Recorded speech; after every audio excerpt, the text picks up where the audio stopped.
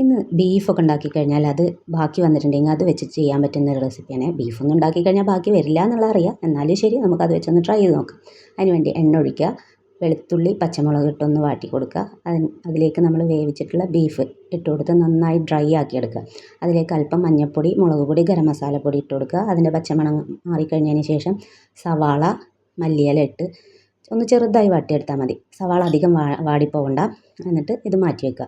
ഇനി ഇതിന് വേണ്ടിയിട്ട് നമ്മൾ ചപ്പാത്തിക്ക് മാവ് കുഴക്കുന്ന അതേ പരുവത്തിൽ മൈദ കുഴച്ചെടുക്കുക. അത് നൈസാക്കി പരത്തിയെടുക്കുക. എത്രത്തോളം നൈസാക്കാൻ പറ്റുമോ അത്രയും നൈസാക്കി ഞാൻ ഈ കാണിക്കുന്നത് പോലെ തന്നെ വെച്ച് മടക്കിയെടുത്ത് ചട്ടിയിൽ എണ്ണ ഒഴിച്ചിട്ട് ഷാലോ ഫ്രൈ ചെയ്തെടുക്കുക. നമ്മൾ എണ്ണ മുക്കി പൊരിക്കേണ്ട ആവശ്യമൊന്നുമില്ല. ചെറുതാക്കി കുറച്ച് എണ്ണ ഒഴിച്ചിട്ട് നമ്മൾ ഷാലോ ഫ്രൈ ചെയ്തെടുക്കുക. എല്ലാവരും ഒന്ന് ട്രൈ ചെയ്ത് നോക്കിയിട്ട് അഭിപ്രായം പറയണേ. പിന്നെ എല്ലാവർക്കും എൻ്റെ വീഡിയോ ഇഷ്ടമാകുന്നുണ്ടെന്നുണ്ടെങ്കിൽ എല്ലാവരും ഒന്ന് സബ്സ്ക്രൈബ് ചെയ്യുക, ഷെയർ ചെയ്യുക, കമൻറ്റ് ചെയ്യുക.